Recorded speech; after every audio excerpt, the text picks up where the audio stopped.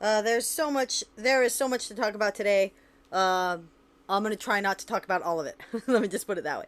I wasn't gonna do this video. I've actually tapered off on these videos, um, just because I feel like they're kind of redundant. But a lot of things have been happening. So I'm gonna start with this because I watched this. I started watching this video and I just felt like it was relevant.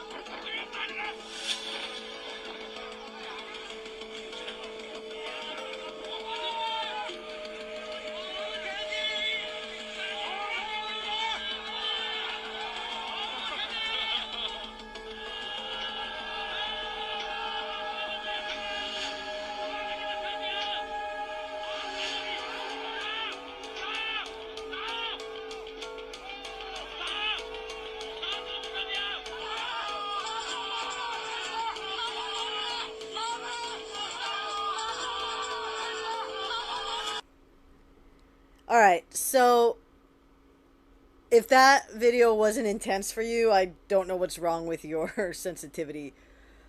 We're looking at people that were stuck in this place for 2 months, give or take.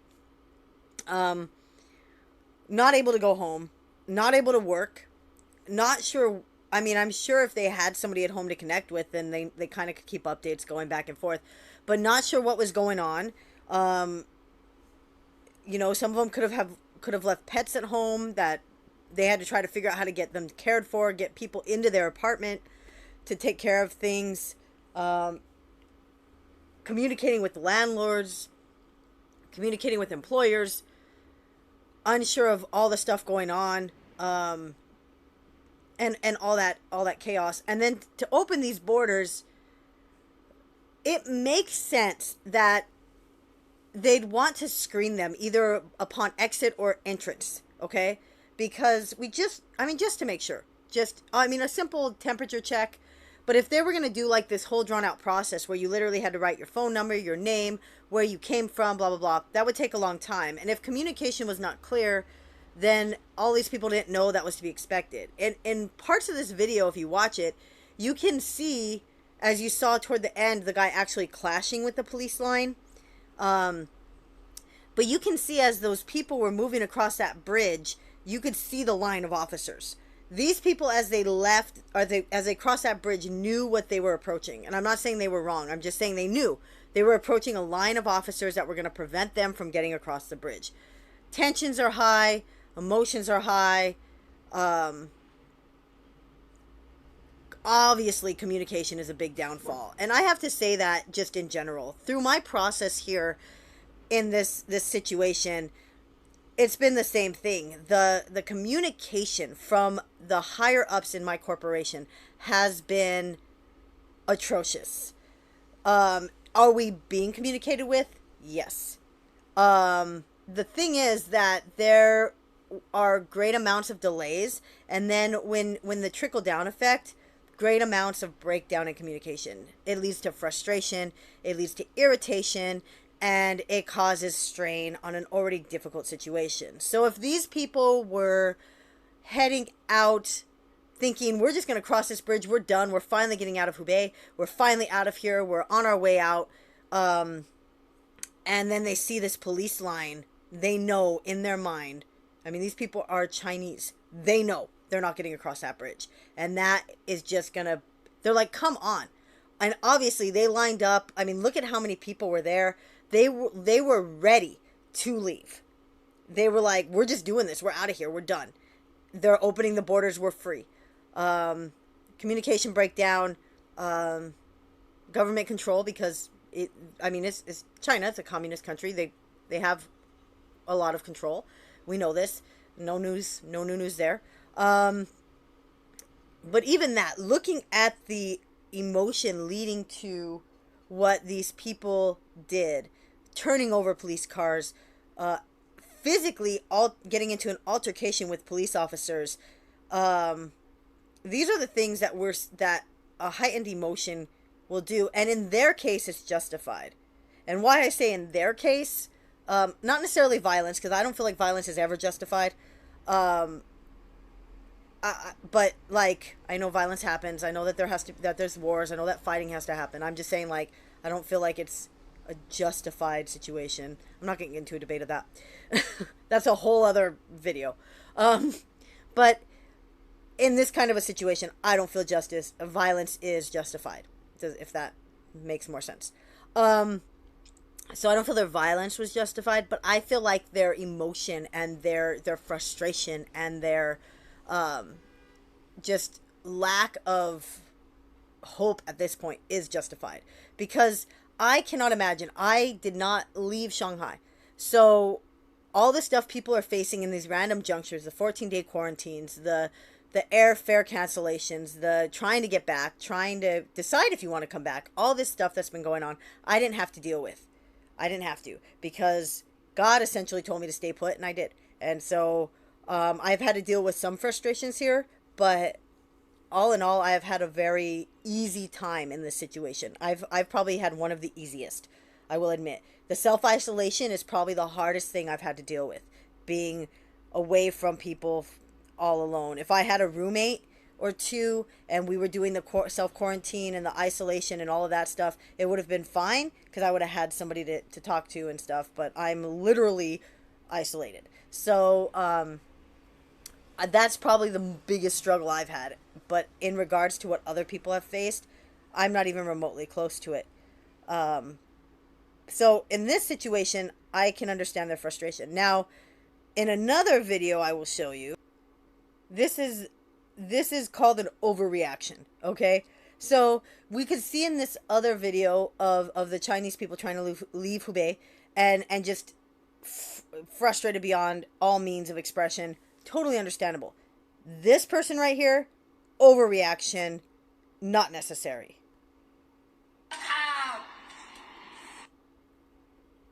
Motherfuckers! Sorry. I didn't mean for it to turn sideways. I apologize. There we go.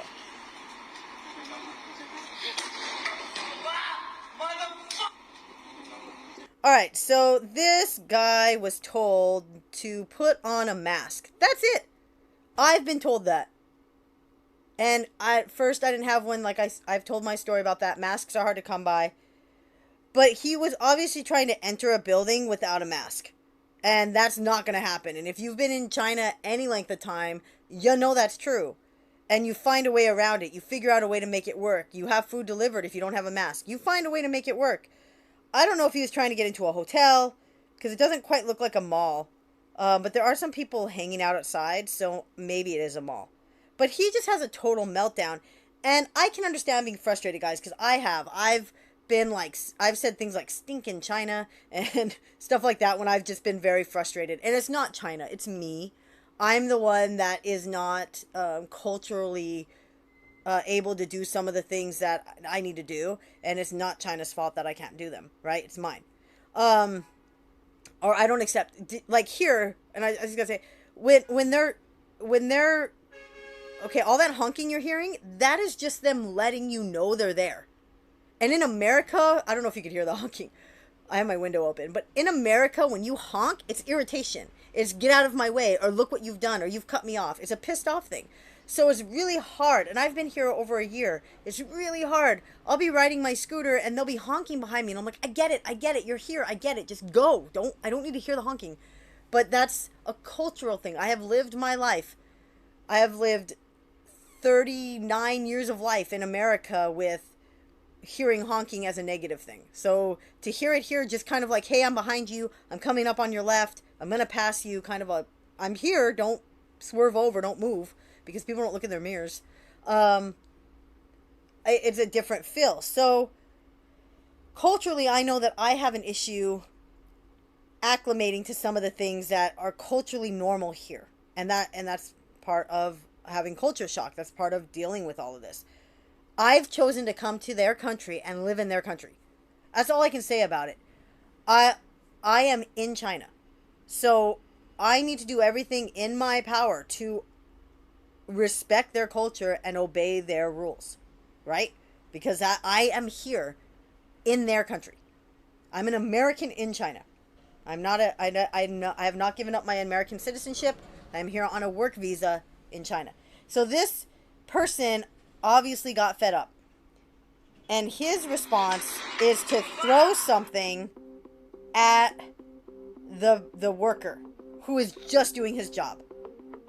I was denied access to a through road, and I had to take a longer route to get somewhere because I'm a foreigner, I don't speak the language, and the guy was just like, no, you can go around. So did I react like this? No. I was just like, crap, that sucks. I was upset, but I didn't get mad at the dude. I just went around. This guy cusses the people out and throws something on them. And now he has to leave. That to me is an overreaction. Whereas the people in Hubei trying to get across the bridge, granted, I still don't feel like violence is justified. Their reaction, however, I can understand and sympathize with. Alright, so I have done a couple of videos where I've gone live on Facebook because I have my to go to church or not to church video on YouTube, but people are still just showing so much arrogance in regards to this whole situation about public gatherings. So this pastor decided that he didn't care what the government mandate was, and he was going to meet. He was going to have a church service. And my thing is, if we're going to say that the Bible is true, then we have to say that the Bible is true. And the Bible tells us that God has put government in place. And that we are supposed to listen to the government. Okay? If the government makes Christianity illegal, that would be the exception. Christianity is illegal. No, it's not. You can't serve God. Yes, I can. That's what Shadrach, Meshach, and Abednego did. That's what Daniel did. Now, you have to understand that they also were going to pay the price, right? Shadrach, Meshach, and Abednego were put in the fiery furnace. Thankfully, God kept them from dying. Daniel was put in the lion's den. Once again, God prevented him from dying. But there are so many martyrs around the world that even though Christianity is illegal, they still stand for it, and they still live the life they're supposed to live, serving God, and they pay the price for that. with their life most times, with the lives of their family, the burnings of churches. We know all of this stuff goes on. Genuine persecution. Let's put it that way. Genuine persecution, genuine martyrdom. Okay. The government in America and across most of the globe have issued things saying that you need to, what is it, mandates? I don't know, laws, whatever. It's not really a law. I don't know how to say it. But anyway, they have put out restrictions about large gatherings. You can't have them. It makes sense, okay? It makes sense. We have all these stubborn people. We had the young adults that were insisting on having their spring break at Florida beaches, saying, if I get coronavirus, I get coronavirus, man. Okay, dude, it's fine. You know, morons, right? Because that's what we said, right? These idiots want to go out and get drunk and party, and they don't care who they're exposing. But churches are not having that attitude, but they're saying, no, we are immune. We are elite. We are above this mandate. No, we're not. Okay, so people are turning this into a red Starbucks cup situation where they're saying that we're being persecuted by the government. No, we're not. Could this turn into a permanent persecution thing where churches aren't allowed to gather? Yes, it could. But let's cross that bridge when we get to it. Obeying the government mandate right now is not giving in to some religious war on Christianity. This is not what this is about. The no mass gatherings is across the board. To even if a Satanist church wanted to meet, they would face the wrath of the government. Even if a concert, an anti-Christian concert was going to go on, they would face it because it's any large gathering. It's not just church. So this pastor decides in all his arrogant wisdom that he wants to have church. So what happens is he has church and he gets arrested. Okay? Makes sense because hundreds of people crowded into a church service. His bail was set at $500. If this was religious persecution, he wouldn't even have bail. Think of these other countries where pastors are arrested and not even their families don't even hear from them. They're being tortured. They don't even know what's going on with their family member in jail. Okay? Now, before you get all high heaven to me and go, but this is where it starts. No, it isn't, because this is not focused on a church.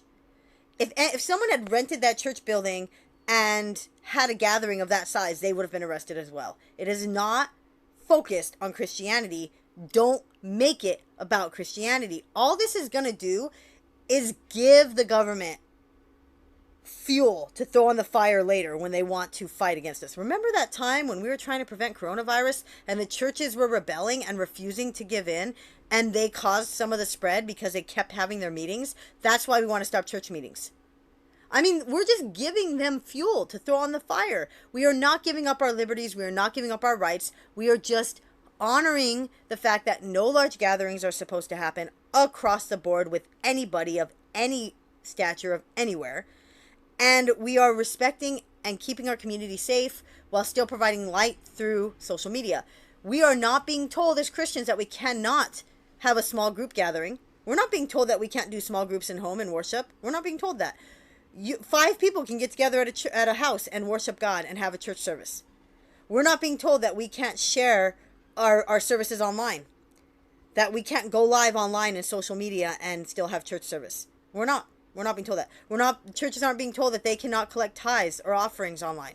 Not being told that. This is not focused on the church. It's not. Don't make this about the church. You're just causing yourself stress. It's the Starbucks red cup all over again, guys. It's a red freaking cup. It doesn't matter. It doesn't matter. It is what it is. Get through it. And then when the gathering group, large group gathering thing is lifted, business as usual. Maybe more on fire with revival, and maybe with more churchgoers, because your reach on social media reached people that would not walk through your doors originally. Think of what you're giving up by being stubborn. I'm just saying. So anyway, so he gets arrested. He has a $500 bond. Nothing. That's trivial. I know that some of us that aren't working right now are like, that is not trivial. I don't have $500 either, guys. I wouldn't just be able to. But he's a mega church pastor. He's got it. Let's not be idiots here. We all know that mega church pastors are wealthier than crap. And the only reason I'm against mega churches, guys, they could be doing the will of God. It's fine, whatever. But if you don't even have small groups enough that you guys could just say, all right, guys, we're not going to meet. Focus on your small groups. Hang out in your small groups. Have church in your small groups. We'll broadcast to you. Then what are you doing as a mega church? I just feel like mega churches don't have the connection. People argue with me on that, but I just don't believe they do. I think there's no accountability, and I believe that it's just a money churning machine in most cases. Are they doing God's will? Probably. Are they reaching people? Sure. I just don't feel this is what God wants. God doesn't want a mega church. He wants connection. He wants relationship. Look at what Jesus did. I mean, Jesus had how many people following him? Thousands. He could have had a mega church, but he's focused on his 12. I'm just saying. I'm not saying to keep the church small. I'm just saying, smaller than a mega church. But anyway, so he's in Florida, and he negotiated to turn himself in, because what else are you going to do? You broke the law, right? But then here's the thing. So they were talking about, this is what you did wrong. You should have. So they're like, forcing us to do our job. That's not what we wanted. Obviously, nobody wants to turn this into a big thing, except for maybe the Christians that are trying to make this a big thing. All right, so it's saying they sanitize the building. Good for you. The coronavirus doesn't exist in your building. It exists in a person walking into your building. And as I said in my video on Facebook, I might share both those videos, but they're kind of long, so I don't know. As I said on that video, every single person in that building could have had a mask on, but it's already been proven that masks do not prevent the spread of coronavirus. And you could have tested every single temperature of every single person that walked through those doors, but we already know that people can be asymptomatic and still transmit the disease. So there is no safe precaution to having a mass gathering like this. There is no way. There's no way.